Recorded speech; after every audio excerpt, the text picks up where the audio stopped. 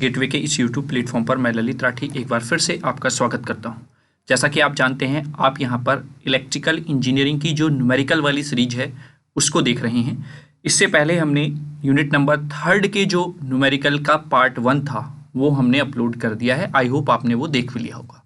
अब हम unit number 3 का जो न्यूमेरिकल का सेकेंड पार्ट है, यानी कि ट्रांसफार्मर के जो न्यूमेरिकल का सेकेंड पार्ट है उसको आज यहाँ पर कवर करने वाले हैं। अगर आप लोगों ने पहला पार्ट अच्छे से देखा है और पेन कॉपी साथ रख के नोट किए हैं, सारे क्वेश्चन खुद से सॉल्व करने की कोशिश की है, तो यहाँ पर इस पार्ट में आपको कोई समस्या नहीं होगी। बस आप वीडियो को पॉज करें और अपने आप से क्वेश्चन को करने की कोशिश करें। थोड़ा सा तबीयत आज मतलब गला थोड़ा ख़राब हो रहा है, तो थोड़ा सा आवाज़ में आपको कमी लग सकती है। अदरवाइज 1 बाय 1 करके हम क्वेश्चंस करने की यहाँ पर कोशिश करेंगे। जैसा कि आपको यहाँ पर क्वेश्चन दिख रहा है, सबसे पहला, maximum efficiency of A 100 kilowatt ampere जो ट्रांसफार्मर है उसकी मैक्सिमम एफिशिएंसी दी हुई है एट 1100/440 वाट पर, जिसमें 50 हर्ट्ज की फ्रीक्वेंसी ट्रांसफार्मर की है, इज 96%। यानी कि यहाँ पर जो मैक्सिमम एफिशिएंसी दी हुई है वो 96% दी गई है, जो भी डेटा यहाँ पर है उसके रेस्पेक्ट में। This occurs at 75% of full load at 0.8 peak factor, जिसमें वो लैग कर रहा है। And the find the efficiency of the transformer at, ये 3/4 होगा ना कि 3.4 है, ठीक है। ये बाई मिस्टेक वहाँ पर 3.4 दिया गया था यूनिवर्सिटी के एग्जाम में। At 3/4 full load at 0.6 power factor leading.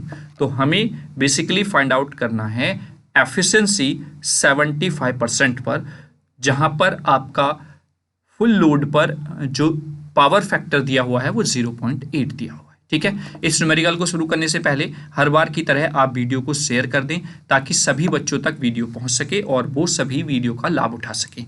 वहीं पर अगर चैनल को सब्सक्राइब नहीं किया है, पहली बार चैनल पर विजिट कर रहे हैं, तो चैनल को सब्सक्राइब करके ये घंटी वाला बटन भी आप जरूर प्रेस कर लें ताकि सारे इंपॉर्टेंट वीडियोज़ के नोटिफिकेशंस आपको समय समय पर मिलते रहें। तो चलिए कलर चेंज करके शुरुआत करते हैं अपने क्वेश्चन की। सबसे पहले अच्छे स्टूडेंट्स की तरह हम क्या करेंगे, हम लिखेंगे गिवन दैट। जो जो आपको दिया हुआ है ये सारी चीज़ें, अगर आप न्यूमेरिकल कोई भी कर रहे हैं किसी भी सब्जेक्ट का, तो आप एक पैटर्न को फॉलो करते हुए न्यूमेरिकल को करके चलेंगे तो आपको फुल में से फुल मार्क्स न्यूमेरिकल में मिलते हैं, और कम एफर्ट करने पर ही, है ना। क्योंकि बेसिकली बहुत कम चीज़ें वहाँ पर न्यूमेरिकल के हेल्प से पूछी जाती हैं। आपको फॉर्मूला अगर याद है, प्रैक्टिस आपने अच्छे से की हुई है, तो आप आसानी से कंप्लीट मार्क्स यहाँ पर अचीव कर सकते हैं, है ना। तो उसी चीज़ को ध्यान में रखते हुए जैसे जैसे मैं स्टेप वाइज आपको क्वेश्चन बताता हूँ उसी तरीके से आपको करते हुए चलना है, और हर क्वेश्चन मैं इसी तरीके से भी कराने की कोशिश करता हूँ ताकि आपको भी इस पैटर्न की आदत हो जाए और आप अच्छे से वहाँ पर अपने न्यूमेरिकल को अटेम्प्ट करें, ठीक है। तो चलिए सबसे पहले जो दिया हुआ है वो हम लिख लेते हैं V2I2, यानी कि जो पावर है ट्रांसफार्मर की वो दी हुई है 100 kV, ठीक है। आप इसको कन्वर्ट कर लेंगे वोल्ट एम्पियर में, तो ये हो जाएगा 10⁵ वोल्ट एम्पियर। वहीं पर आगे अगर हम बात करते हैं तो V1 आपको दिया हुआ है 1100 वोल्ट, और V2 जो दिया हुआ है वो 440 वोल्ट दिया हुआ है, 440 वोल्ट यहाँ पर गिवन है। फ्रीक्वेंसी भी हम लिख लेते हैं, फ्रीक्वेंसी यहाँ पर 50 हर्ट्ज दी हुई है। बेसिकली जो जो चीज़ें न्यूमेरिकल में आपको दी होती हैं वो आप लिख लें, है ना। वहीं पर फिर उसने एफिशिएंसी यहाँ पर दी हुई है 96%, तो मैक्सिमम एफिशिएंसी जो है यहाँ पर वो कितना है, 96% है। तो अगर हम इसको पॉइंट में लिखिए 0.96, और कितने पर है ये, 3/4 फुल लोड पर, तो हम यहाँ पर लिख लेते हैं एट 3/4 फुल लोड, ठीक है। ये फुल लोड पर यहाँ पर आपको गिवन है। वहीं पर आपको फाइंड आउट क्या करना है, ईटा मैक्स आपको यहाँ पर फाइंड आउट करना है, सॉरी ईटा मैक्स नहीं, 75%, मैक्स एफिशिएंसी जो है वो 75% आपको फाइंड आउट यहाँ पर करके दिखानी है, ठीक है। ईटा 75% आपको यहाँ पर फाइंड आउट करना है, जहाँ पर आपका जो पावर फैक्टर दिया हुआ है एट cos⁵, पावर फैक्टर क्या होता है, cos⁵ होता है, वो है आपका 0.8, ठीक है। साथ ही साथ यहाँ पर क्या कर रहा है, एक सेकेंड, हाँ अच्छा ठीक है, सॉरी, ये जिस पर फाइंड आउट करना है वो 0.6 है। एक सेकेंड, वो आपका ऊपर दिया हुआ था, मैं इसको यहाँ पर इरेज कर देता हूँ। ये है आपका 0.6 और ये कर रहा है लीडिंग, LEADING, लीडिंग, ठीक है। तो ये आपका लीडिंग कर रहा है, ये आपका गिवन है। यहाँ पर जो दिया हुआ है वो ये आपका इस कंडीशन के लिए दिया हुआ है cos phi 2 0.8, ठीक है, और ये लैगिंग कर रहा है। Is that clear? तो आपसे ये सारी चीजें गिवन है और जो पूछा गया है वो भी हमने सेपरेटली यहाँ पर लिख लिया है। तो सबसे पहले जब आप एफिशिएंसी की बात करते हैं तो वहां पर आपको आयरन लॉस की, कॉपर लॉस की नीड होती है, तो वही चीज हम यहाँ पर फाइंड आउट करेंगे। तो सबसे पहले जब आपको ईटा मैक्स दिया हुआ है तो हमें पता होता है मैक्सिमम एफिशिएंसी की कंडीशन में जो आपका आयरन लॉस है वो कॉपर लॉस के इक्वल हो जाता है। तो वो हम बाद में देखेंगे, अभी हम कंसीडर कर लेते हैं कि लेट अस कंसीडर कि जो आपका आयरन लॉस है, आयरन लॉस वो क्या है, पीआई है, और जो कॉपर लॉस है वो हमने मान लिया है पीसीयू है, ठीक है। ये दोनों चीजें हमने मान ली हैं। तो सबसे पहले हमें यही दोनों चीजें फाइंड आउट करनी होंगी, तब हम ईटा मैक्स जो है 75% वो निकाल सकते हैं। तो सबसे पहला काम है हमारा फाइंड आउट करना है हमको पी आई और पी सी यू, ठीक है। तो पी आई हम कैसे निकाल सकते हैं, अभी मैंने आपको एक कंडीशन बताई है, फॉर द मैक्सिमम एफिशिएंसी यानी कि eta max P I becomes P U, है ना। तो लिखेंगे वी नो दैट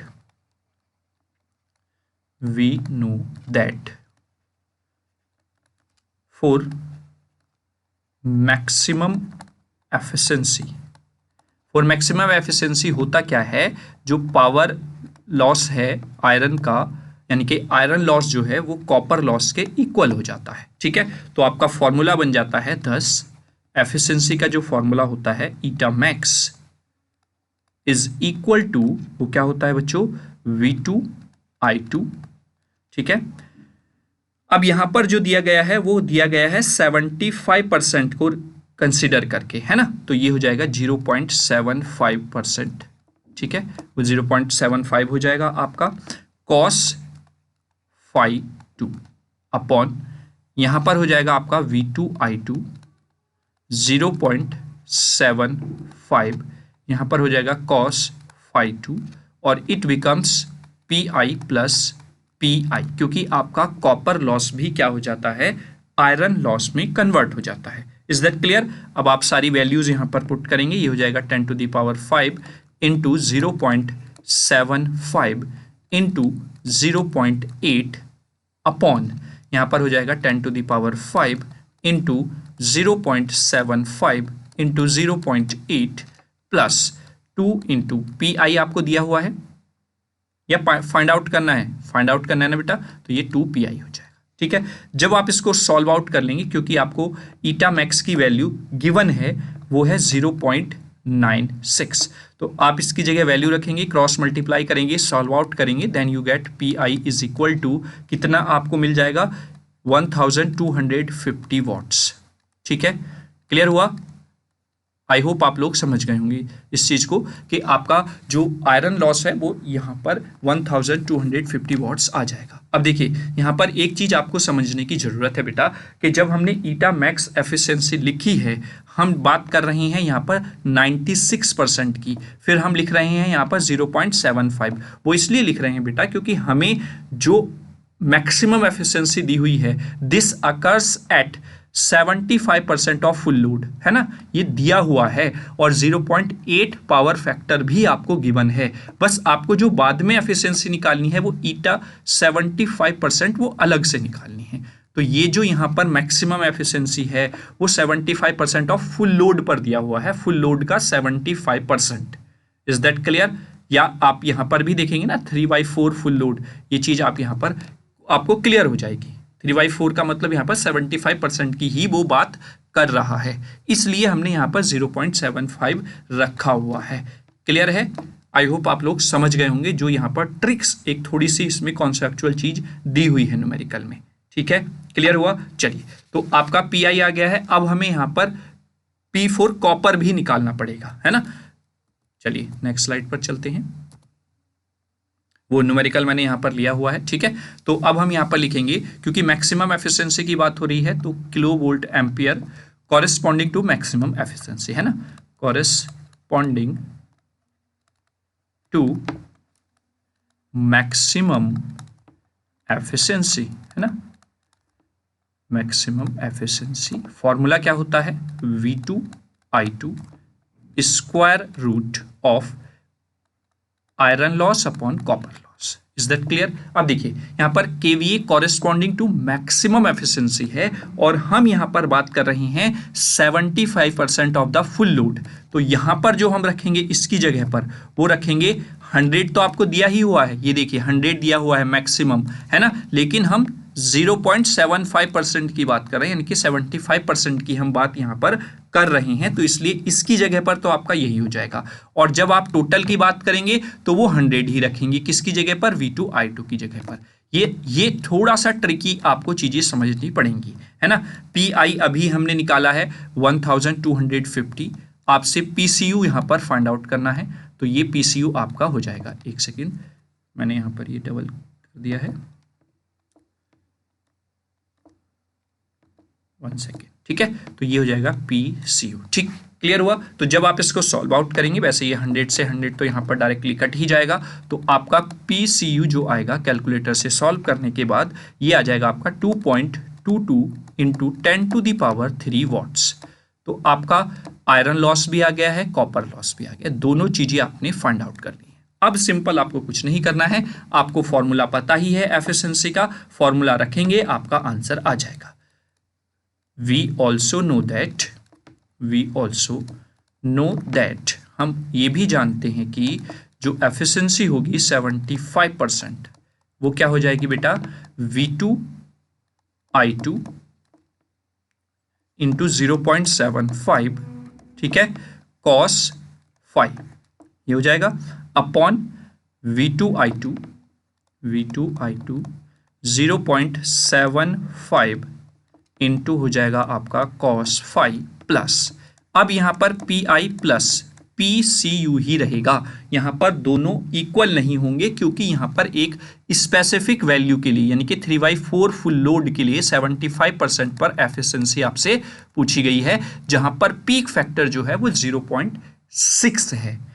अब आप सारी वैल्यूज यहाँ पर रख देंगे और अगर आप ध्यान से देखेंगे यहाँ पर, चूंकि हमें टोटल मैक्सिमम एफिशिएंसी यहाँ पर दी हुई है 100 kVA, तो आप डायरेक्टली यहाँ पर यही वैल्यू रखेंगे 10⁵ इंटू 0.75 और ये हो जाएगा 0.6, अपॉन में आपकी वैल्यू आएगी 10⁵ इंटू 0.75 इंटू 0.6। अब आगे वैल्यू रखेंगे PI की जो है 1250 प्लस, इसकी जगह पर वैल्यू रखेंगे, ये हो जाएगा आपका 222 और 0, मैं इसको रख सकता हूँ ना यहाँ पर, यानी कि इसको मैं अगर 10⁻³ हटा दूँ यहाँ से तो 222 वॉट्स ये आपको यहाँ पर मिलने वाला है, तो वो मैंने डायरेक्टली यहाँ पर रख दिया है। कैलकुलेटर से जब आप कैलकुलेट करेंगे तो ये आ जाएगा 75% इज इक्वल टू 0.948, यानी कि आपका 94.8% एफिशिएंसी आएगी जब 75% ऑफ लोड आप लगा रहे हैं ट्रांसफार्मर पर। Is that clear? I hope आप लोग इसको भी समझ गए होंगे। जो थोड़ा सा ट्रिकी और कॉन्सेप्चुअल चीज इसमें दी हुई थी उसको समझना यहाँ पर जरूरी है, और अगर आप ध्यान से पेन कॉपी साथ रख के अपने आप से खुद करने की कोशिश कर रहे हैं तो आपको कोई भी समस्या इसमें पिछले न्यूमेरिकल की तरह नहीं होगी। ठीक है, जो जिस तरीके से पिछले न्यूमेरिकल्स आप करते हुए आए हैं वहां पर आपको कोई समस्या देखने को नहीं मिलेगी। तो आपको यहां से ये भी पता चल गया होगा बेटा कि आपसे किस तरीके से वो लैंग्वेज को घुमाकर क्वेश्चन को हार्ड बनाने की कोशिश कर सकता है। ठीक है, लेकिन आप लोगों को फंसना नहीं है क्योंकि हम हर तरीके के क्वेश्चन को यहाँ पर कवर अप करने की कोशिश कर रहे हैं। क्लियर? चलिए, आई होप ये न्यूमेरिकल आपको समझ में आ गया होगा। अब हम नेक्स्ट न्यूमेरिकल की बात करते हैं। नेक्स्ट न्यूमेरिकल में क्या कह रहा है, draw and explain the equivalent circuit of the transformer. Transformer का इक्विवेलेंट सर्किट आपको ड्रॉ करना है, फिर उसको एक्सप्लेन भी करना है। तो ये तो आपका थ्योरेटिकल पार्ट हो गया है इस क्वेश्चन का। अब इसके साथ एक न्यूमेरिकल और उसने ट्रांसफार्मर का अटैच करके दे दिया है। अगर आपने लास्ट वीडियोस देखी होंगी तो इस न्यूमेरिकल में भी कुछ नहीं है, डायरेक्ट फॉर्मूला बेस्ड आपका न्यूमेरिकल पूछा गया है। 100 kVA आपको पावर दे दी है, 2400 और 240 वॉट का जो आपका ट्रांसफार्मर है वो यहाँ पर सप्लाई प्रोवाइड करा रहा है और 50 हर्ट्ज की फ्रीक्वेंसी के साथ सिंगल फेज ट्रांसफार्मर उसने कहा है, जिसके कुछ पैरामीटर्स आपको प्राइमरी वाइंडिंग के दिए हुए हैं। जैसे रेजिस्टेंस दिया हुआ है R1 दिया हुआ है, लीकेज रेजिस्टेंस दिया हुआ है, वहीं पर सेकेंडरी वाइंडिंग के लिए रेजिस्टेंस दिया हुआ है और लीकेज रेजिस्टेंस दिया हुआ है। आगे पूछा क्या है, इक्विवेलेंट रेजिस्टेंस पूछा है, leakage reactance refer to the secondary winding यहाँ पर पूछा गया है। तो सबसे पहले हम ये चीज लिखेंगे क्या क्या दिया हुआ है, तो लिखेंगे गिवन दैट, देखिए सीक्वेंस वही रहेगा क्वेश्चन को सॉल्व करने का, जो चीज दी हुई है, जो चीज फाइंड आउट करनी है पहले वो हम नोट कर लेते हैं। V2I2 आपको दिया हुआ है 100 kV, यानी कि आप इसको लिख सकते हैं 10⁵ वोल्ट एम्पियर। फिर उसके बाद अगर हम V1 की बात करें तो ये हुआ है, दिया हुआ है 2400 वोल्ट, और V2 जो दिया हुआ है वो आपको दिया हुआ है 240 वोल्ट। उसके साथ साथ अगर हम फ्रीक्वेंसी भी लिखें तो 50 हर्ट्ज की फ्रीक्वेंसी आपको गिवन है। बेसिकली अभी तक हमने इसका कोई यूज़ किया नहीं है, तो आप भी इसको मतलब नोट डाउन तो कर ही लें जो जो चीज़ें आपको दी हुई हैं। अब हम बात कर लेते हैं जो पैरामीटर्स आपको दिए हुए हैं, इसने जिस तरीके से दिए हुए हैं उस तरीके से आप लिख लें। स्मॉल R1 दिया हुआ है तो वही आप लिख लेंगे, 2.4 ओम दिया हुआ है, और फिर स्मॉल R2 दिया हुआ है सेकेंडरी वाइंडिंग के लिए 0.03 ओम। फिर वहीं पर अगर हम बात करें X1 आपको दिया हुआ है 6.0 ओम यानी कि 6 ओम, और X2 दिया हुआ है 0.07 ओम। Is that clear? ये सारी चीज़ें आपको दी हुई हैं। पूछा क्या है, इक्विवेलेंट रेजिस्टेंस यानी कि R02 किसके बारे में पूछ रहा है, सेकेंडरी वाइंडिंग के, तो इसलिए हम R02 फाइंड आउट यहाँ पर करने वाले हैं। ठीक है, और वैसे ही सेकेंडरी वाइंडिंग के लिए X02 आपको यहाँ पर फाइंड आउट करके दिखाना है। Is that clear? तो इस न्यूमेरिकल को सॉल्व करने के लिए आपको सबसे पहले चाहिए होता है वोल्टेज ट्रांसफर रेशो। तो आप सबसे पहले तो वही फाइंड आउट करेंगे, voltage transfer ratio. We know that voltage transfer ratio क्या होता है, K इक्वल्स टू होता है बच्चों V2/V1, यही होता है। ठीक है, तो आप इसमें वैल्यू पुट करेंगे। V2 दिया हुआ है 240 अपॉन में 2400। जब आप इसको डिवाइड करेंगे देन यू गेट 0.1। तो यहाँ पर आपको वोल्टेज ट्रांसफर रेशो K की वैल्यू मिल जाएगी 0.1। अब बस आप लिखेंगे वी ऑल्सो नो दैट। अब जो चीज़ आपसे पूछी है वही आप चीज़ फाइंड आउट यहाँ पर कर लेंगे। आपसे R02 पूछा है तो R02 क्या होता है बच्चों, R02 होता है R2 प्लस R डैश। ठीक है, क्लियर हुआ? चलिए यहाँ पर मैं इसको जिस तरीके से दिया हुआ है उस तरीके से अपने फॉर्मूले को क्या कर लेता हूँ, कन्वर्ट कर लेता हूँ। ठीक है, तो ये हो जाएगा R2 प्लस R डैश की जगह पर क्या आप पुट करेंगे, R डैश की जगह पर आप पुट करेंगे R1 K का स्क्वायर। क्यों? क्योंकि हमें पता है फॉर्मूला फॉर द जो आपका R1 डैश होता है वो क्या होता है, अगर आप ध्यान से देखिए R1 डैश क्या होता है, R1 K का स्क्वायर। आपने अगर न्यूमेरिकल के फॉर्मूलेज जो हमने पीछे किए हैं वो सीट पर नोट किए होंगे तो आप तुरंत वहां पर रिकॉल कर लेंगे कि ये कहाँ से हमने फॉर्मूला लिखा है। ठीक है, तो जब आप वैल्यू पुट करेंगे R2 की यहाँ पर, तो R2 की वैल्यू दिया हुआ है 0.03, R1 की वैल्यू दिया हुआ है 2.4 और K की वैल्यू अभी आपने निकाला है 0.1 का स्क्वायर। तो आप इसको जब सॉल्व आउट कर लेंगे तो R02 आपको यहाँ पर मिल जाएगा 0.054 ओम। तो यही आपसे पूछा गया था, आपसे इक्विवेलेंट रेजिस्टेंस की वैल्यू फाइंड आउट करने के लिए कहा गया था फॉर द सेकेंडरी वाइंडिंग। ऐसे ही आपको फाइंड आउट करना है लीकेज रिएक्टेंस यानी कि X02। ठीक है, सेकेंडरी वाइंडिंग के लिए ही हम फाइंड आउट कर रहे हैं, तो यहाँ पर आ जाएगा बेटा X2 प्लस यहाँ पर X डैश आ जाएगा। ठीक है, कौन सी वाइंडिंग का डैश आ जाएगा, यहाँ पर 1 का, फर्स्ट वाइंडिंग के लिए। अच्छा, मैंने यहाँ पर नहीं लिखा, यहाँ पर भी आप लिख लीजिए। ठीक है, तो ये आपका फॉर द फर्स्ट वाइंडिंग का X डैश होगा, और वो भी क्या होता है वो भी आप इसी तरीके से लिखेंगे। तो X2 प्लस ये हो जाएगा X1 और यहाँ पर हो जाएगा K। ठीक है, K का स्क्वायर। ठीक, जैसे आपने यहाँ पर रेजिस्टेंस के लिए निकाला है वैसे ही आपका रिएक्टेंस के लिए वैल्यू हो जाएगी। अब X2 आपको दिया हुआ है 0.07 प्लस X1 की वैल्यू दी हुई है 6 और इधर दिया हुआ है 0.1 का होल स्क्वायर। जब आप इसको सॉल्व करेंगे देन यू गेट 0.13 ओम। तो जो दोनों चीज़ें आपसे पूछी गई थी वो बहुत ही आसानी से आपने यहाँ पर फाइंड आउट कर ली हैं। कुछ नहीं है, केवल और केवल फॉर्मूला बेस्ड न्यूमेरिकल आपसे पूछा गया है। जो जो चीज़ें दी हुई हैं पहले आप वो लिख लेंगे, फिर आपको जो फॉर्मूले पता हैं वो फॉर्मूले लिखकर सबसे पहले आप वैल्यू फाइंड आउट करेंगे के की, यानी कि वोल्टेज ट्रांसफर रेशो। जब वो निकल जाएगा तो डायरेक्टली आपका इक्विवेलेंट रेजिस्टेंस और लीकेज रिएक्टेंस किस वाइंडिंग के लिए पूछा है वो आप फाइंड आउट कर सकते हैं। अगर आप पहले से वीडियो देख रहे हैं, लास्ट वाले न्यूमेरिकल्स की भी प्रैक्टिस आपने अच्छे से की है, तो ये तो सेकेंडरी बाइंडिंग के लिए पूछा गया है। फॉर द प्राइमरी बाइंडिंग भी आप यहाँ से फाइंड आउट कर सकते हैं वैल्यूज। क्लियर? चलिए, आई होप ये वाला न्यूमेरिकल भी आपको बहुत अच्छे से समझ में आ गया होगा। नेक्स्ट न्यूमेरिकल की बात कर लेते हैं। देखिए, जिस तरीके का न्यूमेरिकल अभी हमने पीछे किया है उसी तरीके का न्यूमेरिकल यहाँ पर भी पूछा गया है। अब यहाँ पर दोनों के लिए, for the primary as well as for the secondary, दोनों के लिए आपसे यहाँ पर वैल्यू फाइंड आउट करने के लिए उसने कहा है। तो देखते हैं किस तरीके से यहाँ पर उसने वैल्यूज आपसे पूछी हैं। एन 1100 वोल्ट और 110 वोल्ट का जो ट्रांसफर आपका कर रहा है ट्रांसफॉर्मर, उसकी पावर है 22 kV। सिंगल फेज ट्रांसफॉर्मर है जिसकी प्राइमरी रेजिस्टेंस एंड रिएक्टेंस की वैल्यू उसने दी हुई है। वहीं पर सेकेंडरी रेजिस्टेंस और रिएक्टेंस उसने यहाँ पर गिवन है। और कैलकुलेट आपको क्या करना है, resistance equivalent, reactance equivalent for the secondary refer to the primary. मतलब सेकेंडरी से प्राइमरी के रेस्पेक्ट में उसने पूछा है।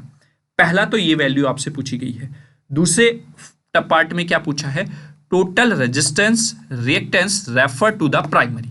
रेफर टू द प्राइमरी आपसे यहां पर वैल्यू फाइंड आउट करने के लिए उसने कहा है। क्लियर है? चलिए next, equivalent resistance and reactance of the primary refer to the secondary, यानी कि प्राइमरी से सेकेंडरी के लिए पूछा है। और eight the and copper loss भी आपसे पूछ लिया है। तो यानी कि ये एक मिक्सचर है जो लास्ट में आपने डिफरेंट टाइप्स के न्यूमेरिकल की हैं उसका। तो सबसे पहले हर बार की तरह अच्छे बच्चे लिखेंगे कि गिवन दैट, जो चीज़ आपको दी हुई है वो सबसे पहले आप लिख लेंगे। यहाँ पर V2 I2 आपको दिया हुआ है 22, और मैं डायरेक्टली इसको कन्वर्ट कर देता हूँ KVA को VA में। ठीक है, यहाँ पर दे दिया। और V1 की वैल्यू आपको दी हुई है 1100 वोल्ट और V2 की वैल्यू आपको दी हुई है 110 वोल्ट। ठीक है, आगे उसने दिया हुआ है रेजिस्टेंस और रिएक्टेंस, यानी कि आपको R1 की वैल्यू दी हुई है 4 ओम, वहीं पर X1 की वैल्यू दी हुई है 6 ohm. Same as it is for secondary winding आपको दिया हुआ है R1 0.04 ओम और X2 दिया हुआ है 0.065 ओम। ठीक है, ये वैल्यूज आपको दी हुई है। आपसे पूछा क्या है वो चीज हम यहां पर देख लेते हैं। Equivalent resistance and reactance of the secondary refer to the primary, ये यहां पर पूछा गया है। दैट मीन्स आपसे पूछा गया है R2 डैश और X2 डैश, जो आप फाइंड आउट करते हैं। अभी पीछे वाले न्यूमेरिकल में आपने ये वैल्यू फाइंड आउट की थी। फाइंड आउट मतलब डायरेक्टली आपने इसकी जगह पर वैल्यू रख दी थी फॉर्मूले में। फिर total resistance and reactance refer to primary पूछा है। दैट मीन्स यहां पर टोटल की बात कर रहा है तो R01 पूछा है और X01 की वैल्यू यहां पर पूछी गई है। फिर equivalent resistance and reactance of primary refer to secondary पूछा गया है। तो दैट मीन्स नेक्स्ट आपसे पूछा गया है R1 डैश और R2 डैश की वैल्यू। ये दोनों वैल्यूज आपको, सॉरी R2 नहीं, X, एक सेकेंड, प्राइमरी के लिए पूछा है ना। हाँ, तो सेकेंडरी का तो कुछ लिख ही नहीं सकते बेटा। यहाँ पर पूछा गया है X1 डैश, ये दोनों वैल्यूज यहाँ पर पूछी गई हैं। और टोटल कॉपर लॉस यानी कि PCU आपसे यहाँ पर पूछा गया है। तो ये सारी चीजें आपसे इस न्यूमेरिकल में पूछी गई हैं। तो अगर टोटल वैल्यूज आप देखें तो 1 2 3 4 5 6 7 मार्क्स का ही आपका क्वेश्चन है। 7 ही चीजें आपसे उसने पूछी हैं, यानी कि हर एक चीज जो आप फाइंड आउट करते जाएंगे एक एक नंबर आपका बनता जाएगा। इसी तरीके से स्टेप मार्किंग न्यूमेरिकल में होती है। ठीक है, तो सबसे पहले आप voltage transfer ratio find out करेंगे, यानी कि K की वैल्यू आप निकालेंगे जो कि होती है V2/V1।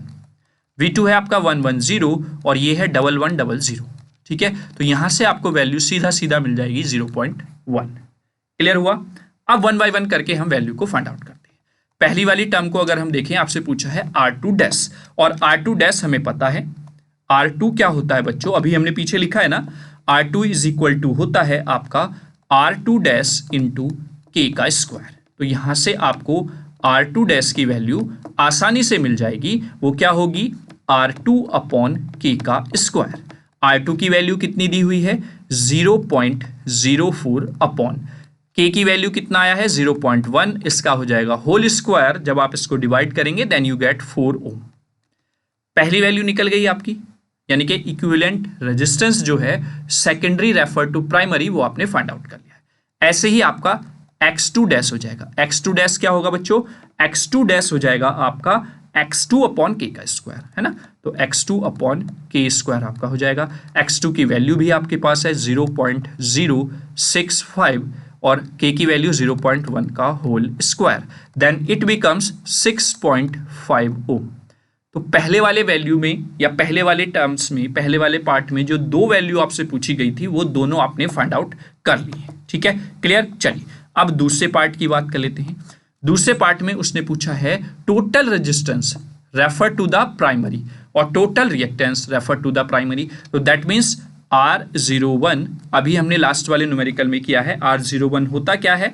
R01 होता है बेटा R1 प्लस R2 का डैश। ठीक है, तो आप वैल्यू रखेंगे। R1 की वैल्यू यहाँ पर है हमारे पास, R2 डैश की अभी आपने निकाली है, तो R1 की वैल्यू आपके पास है 4 प्लस R2 डैश अभी आपने निकाला है 4 ओम, तो 4 प्लस 4 कितना हो जाएगा? 8 ओम आपको यहाँ पर वैल्यू मिलने वाली है। ठीक है, वहीं पर अगर हम दूसरी तरफ देखें, टोटल रिएक्टेंस पूछा है, यानी कि X01 यहाँ पर पूछा गया है, वो क्या हो जाएगा? X1 plus X2 dash. X1 की वैल्यू आपको गिवन है 6 ओम प्लस X2 डैश अभी आपने निकाला है पहले पार्ट में 6.5। ठीक है, देन यू गेट 12.5 ओम। तो सेकंड पार्ट में जो दो चीजें आपसे पूछी गई थी वो भी आपने यहां पर फाइंड आउट कर ली है। आई होप यहां तक आपको कोई प्रॉब्लम नहीं होगी। 4 चीजें आपने निकालनी है, यानी कि 4 नंबर आपके पूरे हो गए। ठीक है, देखिए अभी तक आपने इलेक्ट्रिकल के तीसरी यूनिट आप कर रहे हैं, तीसरी यूनिट के भी एंड पर हम पहुंच गए हैं, यानी कि जिस तरीके के न्यूमेरिकल वहां पर बन सकते थे वो लगभग हमने सभी कर लिए हैं। बस अब थोड़ा सा प्रैक्टिस की वजह से हम और एक्स्ट्रा क्वेश्चन करने की यहाँ पर कोशिश कर रहे हैं। तो आपको कहीं पर भी ऐसा नहीं लग रहा होगा कि आपको न्यूमेरिकल में समस्या आने वाली है। 2 या 3 न्यूमेरिकल छोड़कर जो कि कॉन्सेप्चुअल हैं उसमें थोड़ा सा आपको अपना दिमाग लगाना पड़ेगा, अदरवाइज कहीं पर भी कोई प्रॉब्लम नहीं है। डायरेक्टली फॉर्मूला बेस्ड आपके न्यूमेरिकल पूछे जाते हैं, बहुत इजी न्यूमेरिकल होते हैं, तो डरने की घबराने की बिल्कुल भी आप लोगों को जरूरत नहीं है। ठीक है, चलिए नंबर 3 जो आपसे पूछा गया है उसमें भी 2 टर्म्स आपसे पूछी गई हैं। यहां पर पूछा गया है इक्विवेलेंट रेजिस्टेंस और reactance of primary refer to secondary, यानी कि सेकेंडरी को रेफर्ड करते हुए यहां पर वैल्यू को पूछा गया है प्राइमरी का। ठीक है, तो आपसे पूछा गया है R1 डैश। हमें पता है R1 डैश क्या होता है बच्चों? R1 डैश होता है R1 प्लस k का स्क्वायर। ठीक है, प्लस होता है नहीं, मल्टीप्लाई। तो ये अगर आप न्यूमेरिकल के फॉर्मूले साथ के साथ नोट करते हुए जा रही हैं तो मैं गारंटी के साथ कहता हूं 5 मिनट लगेंगी आपको पूरे फॉर्मूले रिवाइज करने में और पूरे न्यूमेरिकल का सिनेरियो रिकॉल करने में, अगर आपने सीट तैयार की हुई है तो। अदरवाइज समस्या आएगी, पेपर ही पलटते रह जाएंगे और टाइम निकलता चला जाएगा। ठीक है, तो R1 की वैल्यू हमें दी हुई है बेटा 4 ओम, K की वैल्यू हमने निकाली है 0.1 का होल स्क्वायर रख देंगे, देन यू गेट 0.04 ओम। वहीं पर जब आप वैल्यू निकालेंगे X1 डैश की तो X1 multiply by K square. ठीक है, ये आपका वैल्यू हो जाएगी। ठीक है, X1 की वैल्यू 6 है, K की वैल्यू आपको 0.1 का होल स्क्वायर दिया हुआ है, दैट मीन्स 0.06 ओम आपको यहाँ पर मिलने वाला है। तो ये 2 वैल्यूज जो आपसे थर्ड पार्ट में पूछी गई थी वो आपने प्राइमरी बाइंडिंग के लिए फाइंड आउट कर ली है। ठीक है, अब लास्ट में आपसे पूछा गया है कॉपर लॉस। कॉपर लॉस के 3 से 4 फॉर्मूले मैंने लिखवाए थे, 3 फॉर्मूले मैंने आपको लिखवाए थे जब एक न्यूमेरिकल मैं करा रहा था और मैंने कहा था इनको आप नोट कर लें। तो वहां से जो भी फॉर्मूला आपका सटीक बैठता है वो यहां पर आप पुट कर देंगे। तो we also know that copper loss का जो फॉर्मूला होता है वो हो जाएगा I1 स्क्वायर और ये हो जाएगा R01। ठीक है, अब आप सोचेंगे कि यहाँ पर I1 कहाँ से आएगा? I1 आएगा जो उसने पावर दी हुई है उसके रेस्पेक्ट में आप उसको डिवाइड कर देंगे, क्योंकि I1 की बात हो रही है तो V1 से, और इसकी जगह पर इसका डायरेक्टली स्क्वायर आप करेंगे और R01 आपकी वैल्यू आपको पता है वो आप यहाँ पर पुट कर देंगे। अभी आपने सेकेंड टर्म में निकाली है ना यहाँ पर, ठीक है, तो वो वैल्यू आप पुट कर देंगे। तो जब आप वैल्यू पुट करेंगे तो ये था आपका 22 × 10⁻³ अपॉन V1 की वैल्यू आपको दी हुई है 1100, इसका हो जाएगा होल स्क्वायर और ये आया था आपके पास 8 ओम। ठीक है, जब आपने वैल्यूज रख दी और सॉल्व आउट किया इसको, तो पहले अगर मैं डायरेक्टली थोड़ा सा करने की कोशिश करूं तो ये माइनस के पावर 2 हो जाएगी, 11 2 जा 2 हो जाएगा, तो यहाँ से बचेगा आपके पास 20 का स्क्वायर कितना हो जाएगा 400 और इंटू 8, अदरवाइज आप कैलकुलेटर से तो इसको कर ही लेंगे, लगभग 3200 वॉट आपकी पावर यहाँ पर आ जाएगी, यानी कि कॉपर लॉस जो है वो 3200 वॉट्स आपको देखने को मिल जाएगा। तो कहने का मतलब ये है कि 7 की 7 टर्म जो आपसे इस न्यूमेरिकल में पूछी गई थी वो 1 बाय 1 करके आपने सारी फाइंड आउट कर ली है और कहीं पर भी कोई कॉन्सेप्ट नहीं लगा है, केवल और केवल सीधे फॉर्मूले यहाँ पर रखे गए हैं और आप सीधे फॉर्मूलों की हेल्प से इस न्यूमेरिकल को आसानी से कर ले जाएंगे। मुझे पूरी उम्मीद है आप इस न्यूमेरिकल में कहीं पर भी आपको कोई भी प्रॉब्लम नहीं होगी, कोई भी समस्या का सामना आपको नहीं करना पड़ेगा। ठीक है, क्लियर हुआ? चलिए अब नेक्स्ट न्यूमेरिकल और देखते हैं हम किस तरीके से आपसे नेक्स्ट न्यूमेरिकल में क्या चीजें पूछी गई हैं। आगे कह रहा है बेटा वो, a transformer is rated at 100 kV at full load, its copper loss is 1200 watts and iron loss are 960 watt. यानी कि कॉपर लॉस दे दिया है, आयरन लॉस दे दिया है। सबसे पहली एफिशिएंसी पूछी है उसने फुल लोड पर जब आपका पावर फैक्टर यूनिटी है। ठीक है, वहीं पर एफिशिएंसी पूछी है हाफ लोड पर जब पावर फैक्टर 0.8 है। एफिशिएंसी 75% पर पूछी है फुल लोड पर जब उसका पावर फैक्टर 0.7 लैगिंग के साथ है। और आगे पूछा है the load KVA eight which maximum efficiency occurs, ये पूछा है आपसे मैक्सिमम एफिशिएंसी के रेस्पेक्ट में, the maximum efficiency eight 0.85 power factor lagging. ठीक है, तो ये सारी चीजें आपसे पूछी गई हैं। देखिए, अगर आप ध्यान से लास्ट वाले क्वेश्चंस जो हमने प्रीवियस वीडियोस के माध्यम से या इस वीडियो में जो न्यूमेरिकल किए हैं, अगर वो आपने बहुत अच्छे से प्रैक्टिस की है तो यहाँ पर इस न्यूमेरिकल में आप कहीं पर भी नहीं फंसोगे। आप वीडियो को पॉज कीजिए, पूरे न्यूमेरिकल को खुद से सॉल्व करने की कोशिश करें।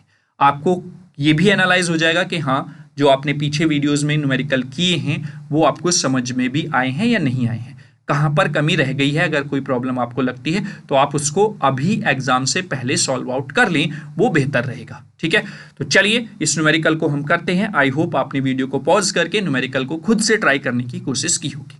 ठीक है, देखिए न्यूमेरिकल मैं आपको करने के लिए क्यों बोलता हूं, क्योंकि बेटा आप पॉज करके अगर गलती भी होगी तो वो यहीं पर क्लियर हो जाएगी। ठीक है, मतलब मेरा मोटिव है कि अगर आपको कोई मिस्टेक होती है तो वो यहीं पर क्लियरिफाई हो जाए, एग्जाम में वो मिस्टेक आप ना करें। क्योंकि जो मिस्टेक आप कर लेते हैं वो जब आपके सामने आगे चुनौती आती है तो वहां पर आप सतर्क रहते हैं और बेसिकली उस पॉइंट पर जाकर तो आप बिल्कुल भी गलती नहीं करेंगे अगर आपने उस गलती को एग्जाम से पहले आइडेंटिफाई करके सॉल्व कर लिया है तो। इसीलिए मैं बार बार कहता हूं कि अपने आप से करने की कोशिश करें। यहां कितनी भी मिस्टेक हो जाए, यहां का सॉल्यूशन है, लेकिन जब आप एक बार कॉपी लिखाएंगे वहां पर सॉल्यूशन बेटा नहीं है। ठीक है, क्लियर हुआ? चलिए तो अब 1 बाय 1 हर बार की तरह जो जो चीजें दी हुई हैं वो हम आराम से यहां पर नोट कर लेते हैं। V2 I2 आपको दिया हुआ है। ठीक है, अपने आप को मोटिवेट आपको रखना है बस, और अपना निरंतर प्रयास करते रहना है। कहीं पर भी कोई समस्या नहीं होगी, आसानी से सारे न्यूमेरिकल्स आप कर ले जाएंगे। जो आपके अंदर डर है इलेक्ट्रिकल को लेकर वो भी आपका खत्म हो जाएगा, ये मेरा प्रॉमिस है आपसे। मुझे तो आप पर पूरा विश्वास है। ठीक है, क्योंकि जितनी मेहनत मैं कर रहा हूं उतनी ही मेहनत आप लोग भी कर रहे हैं और रिजल्ट आपको जरूर मिलेगा अगर ईमानदारी से आप मेहनत कर रहे हैं तो। ठीक है, तो ये 3 चीजें आपको दी हुई हैं।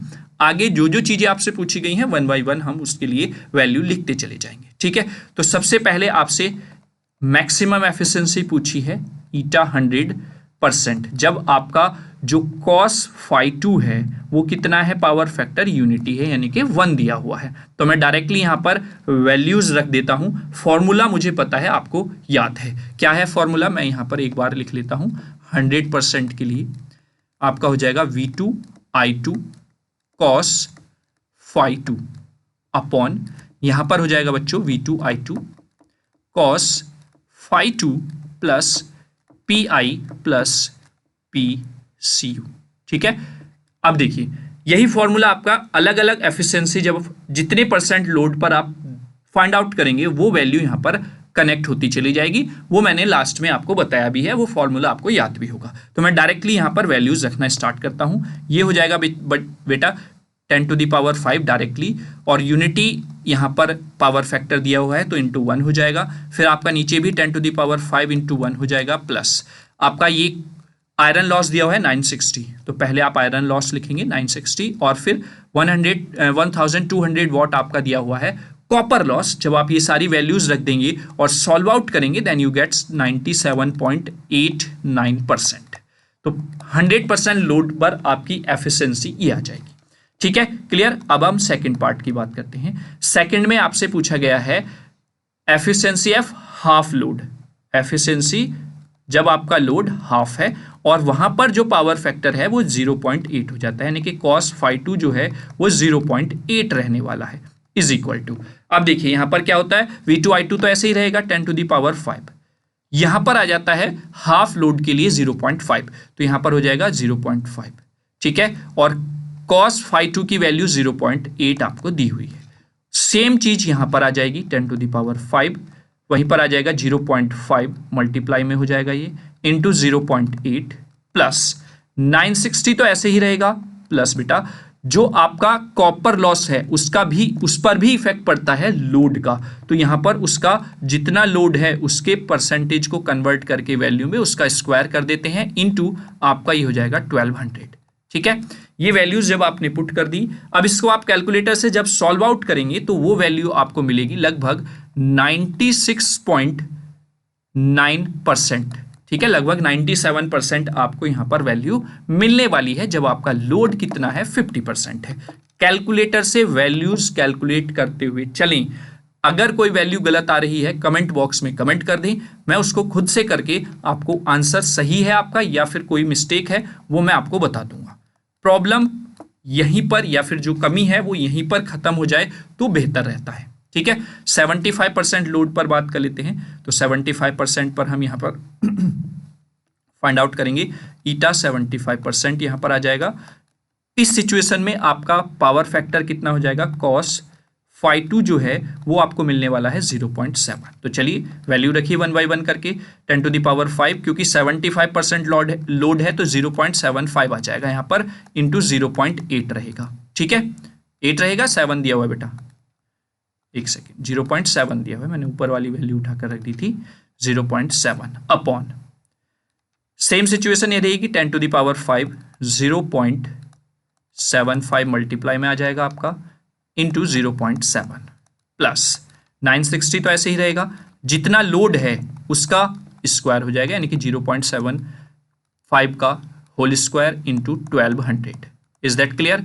जब आप इसको भी कैलकुलेटर से सॉल्व आउट कर लेंगे तो 75% पर जो एफिशिएंसी आएगी 97.65% आपको देखने को यहां पर एफिशिएंसी मिलने वाली है। तो 3 टर्म्स आपने फाइंड आउट कर ली हैं। अब आपको केवीए फाइंड आउट करना है फॉर द मैक्सिमम एफिशिएंसी, और ये हम बहुत अच्छे से 2 से 3 न्यूमेरिकल में ऑलरेडी फाइंड आउट कर चुके हैं। चलिए मैं इस न्यूमेरिकल को यहीं पर खत्म करने की कोशिश करता हूं इसी स्लाइड पर। अगर मैं यहां पर इसको एक सेकेंड ब्लैक कलर ले लेता हूं, यहां पर इसको डिवाइड कर लेता हूं कुछ इस तरीके से पार्ट में। ठीक है, तो यहां पर क्या हो जाएगा, 4th पार्ट आपसे केवीए कॉरेस्पॉन्डिंग टू, है ना, यहीं पर तो पूछा है ना, हाँ, कॉरेस्पॉन्डिंग टू मैक्सिमम एफिशिएंसी, है ना। मैक्सिमम एफिशिएंसी के लिए आपका फॉर्मूला आपको पता है बेटा, V2I2 होता है और स्क्वायर रूट में आपका PI अपॉन PCU आपको देखने को मिल जाता है। ठीक है, तो अब आप वैल्यूज रख दीजिए, आपका आंसर डायरेक्टली यहां पर आ जाएगा। ठीक है, ये क्या है, यहां पर केवीए की बात कर रहा है तो इसलिए हम डायरेक्ट केवीए में रख देंगे। ये चीज आप विशेष करके ध्यान रखें, 100 ही आपको डायरेक्टली यहां पर रखना है। स्क्वायर रूट में PI कितना है आपका बेटा, 960 है और ये है 1200। ठीक है, जब आप इसको सॉल्व आउट कर लेंगे तो आपको यहां पर 89.4 kVA वैल्यू मिल जाएगी। ठीक है, क्लियर। आई होप आप लोग इसको समझ गए होंगे। ठीक है, क्लियर। चलिए आगे हम बात कर लेते हैं नेक्स्ट पार्ट की, जो आपसे नेक्स्ट पार्ट पूछा गया है, पार्ट नंबर 5।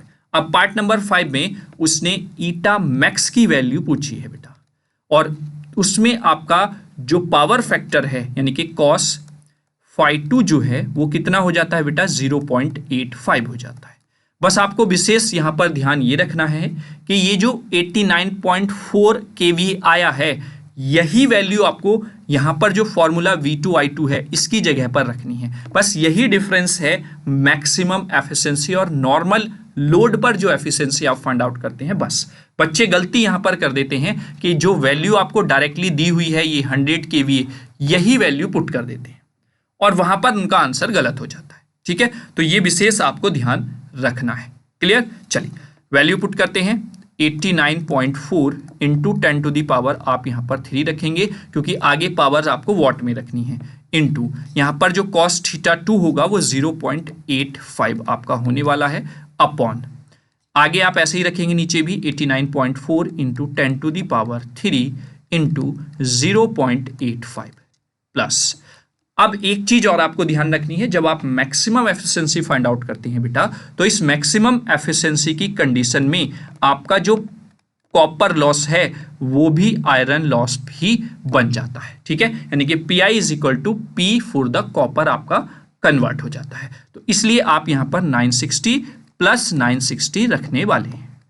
क्लियर हुआ? चलिए जब आप इसको सॉल्व आउट कर लेंगे कैलकुलेटर की हेल्प से, आपको कैलकुलेटर अलाउ है तो आप कैलकुलेटर जरूर लेकर जाएं, अदरवाइज आपका कैलकुलेशन का बहुत सारा टाइम कंज्यूम हो जाएगा और वो अगर कैलकुलेटर आपने यूज किया है तो वो आप बचा सकते हैं। ठीक है, तो ये 97.53% आपको देखने को मिल जाएगा। तो देखिए जो ये कहते हैं ना कि 7 मार्क्स के क्वेश्चन के लिए आपको 5 से 6 पेपर भरने हैं, भाई कैसे भर देंगे आप इस न्यूमेरिकल में, कैसे भर सकते हैं मुझे बताइए।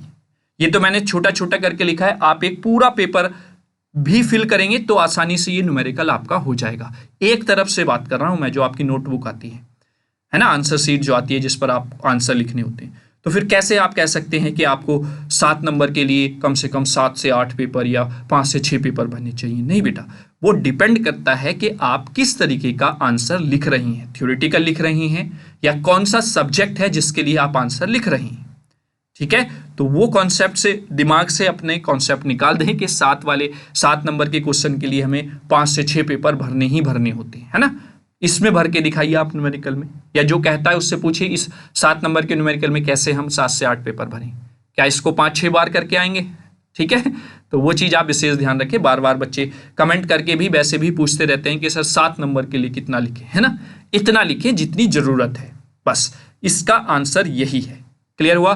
तो आई होप आपने सारी चीज़ें एंजॉय की होंगी और आसानी से जो जो चीज़ें यहाँ पर पूछी गई थी वो फाइंड आउट कर ली हैं। मैंने ये एक एक्स्ट्रा स्लाइड दी है, आप वीडियो को पॉज करके फिर से इसको करने की खुद से कोशिश करें, प्रैक्टिस करें, तभी आप आसानी से न्यूमेरिकल्स को समझ सकते हैं। करके आएंगे एग्जाम में, कोई समस्या नहीं होगी जब तक आप अपने आप से करके नहीं देखेंगे। ठीक है, चलिए सेकेंड लास्ट न्यूमेरिकल है आज की वीडियो का, और ट्रांसफॉर्मर की जो सेकेंड पार्ट है उसका, तो आपके ट्रांसफॉर्मर वाले न्यूमेरिकल भी सारे खत्म हो जाएंगे, फिनिश हो जाएंगे। आई होप आपने सारे न्यूमेरिकल्स एंजॉय किए होंगे और बहुत अच्छे से आपको समझ में भी आए होंगे, क्योंकि एक ही पैटर्न मैंने फॉलो करने की कोशिश की है और इजी से इजी लैंग्वेज में आसानी से आपको बताने का प्रयास किया है, ताकि सारी चीज़ें आपको ट्रांसपेरेंट तरीके से क्लियर हो जाए। ठीक है, चलिए देखिए, आप इस न्यूमेरिकल को देखते ही बहुत आसानी से आराम से इस न्यूमेरिकल को कर ले जाएंगे, क्योंकि अभी हम ऑलरेडी ऐसा न्यूमेरिकल कर चुके हैं। 100 kVA दिया हुआ है पावर, सिंगल फेज ट्रांसफॉर्मर है, आयरन लॉस दिया हुआ है, कॉपर लॉस दिया हुआ है, कुछ नहीं है इस न्यूमेरिकल में, बस आप सीधे लिखेंगे गिवन दैट। ठीक है, गिवन दैट में आपको सबसे पहले दिया हुआ है V2I2 जो कि है आपका 10 टू दी पावर 5 VA। ठीक है, वहीं पर आपको आयरन लॉस दिया हुआ है PI 600 वाट, वहीं पर आपको कॉपर लॉस दिया हुआ है PCU, ये हो जाएगा 1500 वाट। ठीक है, फुल लोड की बात, फुल लोड करंट यहाँ पर बोल रहा है calculate the efficiency full load जब उसका पावर फैक्टर 0.8 है, हाफ लोड जब उसका पावर फैक्टर यूनिटी है। ठीक है, तो कुछ आपको नहीं करना है, 100% पर आपको एफिशिएंसी पूछी है, 100% लोड पर और 50% लोड पर आपसे एफिशिएंसी पूछी गई है। बस आप फॉर्मूला रखिए, वैल्यू पुट कीजिए, आपका आंसर मिल जाएगा। 100% के लिए आपको फॉर्मूला पता है, अभी हमने लिखा है, फिर से रिकॉल कर लेते हैं। V2I2 cos phi2 upon V2I2 cos phi2 plus PI plus PCU। ठीक है, वैल्यूज आप जब रखेंगे तो 10⁵ इंटू यहाँ पर क्या है, पावर फैक्टर 0.8, तो 0.8 आपने यहाँ पर रख दिया है, अपॉन ये हो जाएगा 10⁵ इंटू 0.8 प्लस PI कितना है आपका 600 और ये है 1500। ठीक है, जब आप कैलकुलेटर से सॉल्व कर लेंगे वैल्यूज तो 97.4% आपको यहाँ पर मिल जाएगा। वहीं पर सेकंड पार्ट की बात करें आप, ईटा कितना है 50% बेटा, 50% के लिए आपका होता है V2I2, यहाँ पर हो जाता है 0.5 और ये हो जाएगा cos phi2 अपॉन में आपको मिलने वाली है वैल्यू V2I2, ये हो जाएगा 0.5 और ये होगा cos phi2 plus PI plus PCU। जब आप ईटा मैक्सिमम एफिशिएंसी फाइंड आउट करते हैं तब PI जो है वो PCU के इक्वल होता है, अदरवाइज आपका यही वैल्यू रहेगी, मतलब कॉपर लॉस जो है वो आयरन लॉस के बराबर हो जाता है। ठीक है, क्लियर हुआ। तो अब हम 50 के लिए निकाल रहे हैं, तो यहाँ पर एक चीज और हमने छोड़ दी, 0.5 का होल स्क्वायर भी आपको देखने को यहाँ पर मिलता है। जब आप वैल्यूज सारी पुट कर देंगे और फाइंड आउट करेंगे वैल्यू, तो लगभग 98% एफिशिएंसी आपको यहाँ पर देखने को मिल जाएगी। तो आई होप आप दोनों टर्म्स में वैल्यूज पुट करके आसानी से आंसर निकाल सकते हैं और आपके आंसर भी यही आ गए होंगे। क्लियर है। चलिए, ट्रांसफॉर्मर यूनिट नंबर 3 का लास्ट न्यूमेरिकल आज हम यहां पर करने वाले। ठीक है, क्या कह रहा है न्यूमेरिकल, ए 20 kVA 2000 volt 200 volt one phase transformer है, 50 हर्ट्ज की फ्रीक्वेंसी के साथ आउटपुट दे रहा है, यानी कि प्राइमरी रेजिस्टेंस ऑफ जहां पर दिया हुआ है 1.5 ohm, reactance 2 ohm, secondary resistance and reactance जो है 0.015 ओम है एंड 0.2 ओम है respectively. The no load current of the transformer is 1 ampere at 0.2 power factor. आपको क्या फाइंड आउट करना है, डिटरमाइन करना है resistance and reactance refer to the primary and at the end आपसे कॉपर लॉस की value पूछी गई है। देखिए, मुझे तो नहीं लगता है कि आप इस न्यूमेरिकल में फंसेंगे, और एक सरप्राइज ये है कि आप लोगों के लिए क्या है, ये HW है, आपको ये खुद से करना है और कमेंट बॉक्स में इसके आंसर्स आपको कमेंट करने। ठीक है, देखना चाहता हूं कि कितने बच्चे एंड तक वीडियो में पहुंचते हैं और कितने बच्चे इंटरेस्ट के साथ पढ़ रहे हैं। देखिए, आप अगर कमेंट बॉक्स में कमेंट नहीं करना चाहते हैं तो हमारा हेल्पलाइन नंबर बेटा दिया हुआ है, आप इस हेल्पलाइन नंबर पर हमें क्वेश्चन सॉल्व करके उसका फोटो क्लिक करके व्हाट्सएप कर सकते हैं। आपका वहां पर हम आंसर चेक करके बता देंगे ताकि आपकी कोई भी मिस्टेक एग्जाम में ना हो। ठीक है, तो आई होप आप लोगों ने ट्रांसफॉर्मर की जो न्यूमेरिकल की हमारी सीरीज थी, ये सेकंड पार्ट था उसका, वो भी आपने एंजॉय किया होगा। और मैंने जो कोशिश की है सारे न्यूमेरिकल्स आपको बहुत अच्छे से समझाने की, आपको समझ में भी आ गए होंगे। कहीं पर कोई समस्या लगती है बेटा, वीडियो को पॉज कीजिए, वापस जाइए, दोबारा से देखिए। मुझे उम्मीद है कि जब आप 2 बार देखेंगे तो गारंटीली आपको समझ में आ ही जाएगा। फिर भी कोई समस्या है तो हेल्पलाइन नंबर आपके पास है, कभी भी आप किसी भी टॉपिक से न्यूमेरिकल से रिलेटेड हमसे जानकारी ले सकते हैं। ठीक है, शुरुआत में भी मैंने कहा था वीडियो को ज़्यादा से ज़्यादा शेयर करें, और मैं लास्ट में भी आपसे कह रहा हूं कि वीडियो को ज़्यादा से ज़्यादा बच्चों तक पहुंचाएं, और उसका एक ही माध्यम है, आप अपने सोशल अकाउंट्स पर, जो भी आपके सोशल अकाउंट्स हैं, चाहे आप टेलीग्राम पर चलाते हैं, चाहे आप व्हाट्सएप चलाते हैं, फेसबुक चलाते हैं, इंस्टा चलाते हैं, ट्विटर चलाते हैं, सब पर वीडियो के लिंक को शेयर करें। और अगर पहली बार चैनल पर विजिट किए हैं तो चैनल को सब्सक्राइब भी कर लें और बेल आइकन को प्रेस कर लें। ये गारंटी मैं आपको देता हूं कि आपका जो ये सब्सक्राइब वाला बटन आप प्रेस करेंगे, ये आपको कहीं पर भी कोई, मतलब कहते हैं ना कि वैल्यूएबल डील है। अगर आपको लगता है कि सब्सक्राइब करने में आपका कुछ जा रहा है तो कहीं पर भी आपको निराशा देखने को नहीं मिलेगी। जो भी सब्जेक्ट हमारे यूट्यूब चैनल पर अवेलेबल है, अगर आप हमारे यूट्यूब चैनल से पढ़ते हैं ठीक है, तो आप बेफिक्र होकर सारी वीडियोस देख सकते हैं, कहीं पर आपको निराशा हाथ नहीं लगेगी, यानी कि एक वैल्यूएबल डील आपकी रहेगी। बस आप सब्सक्राइब वाला बटन प्रेस कर लें, ठीक है, शेयर वीडियो को ज़्यादा से ज़्यादा कर दें और अपने वैल्यूएबल कमेंट्स भी कमेंट बॉक्स में लिख दें, क्योंकि यही दो माध्यम हैं जिससे हमें मोटिवेशन मिलता है कि हम आप लोगों के लिए और बेहतर कर सकें, या जितना बेहतर हो सकता है, बेस्ट से बेस्ट हो सकता है, उतना हम आपके लिए कर सकें। ठीक है, तो चलिए अब नेक्स्ट वीडियो में मिलेंगे यूनिट नंबर 4 के न्यूमेरिकल्स के साथ। तब तक के लिए बहुत ही ईमानदारी से अपने लिए मेहनत करते रहें ताकि एग्जाम में कोई समस्या आपको ना आए। ठीक है, तो चलिए, वीडियो देखने के लिए और अपना विश्वास बनाए रखने के लिए थैंक यू सो मच। जय हिंद, जय भारत।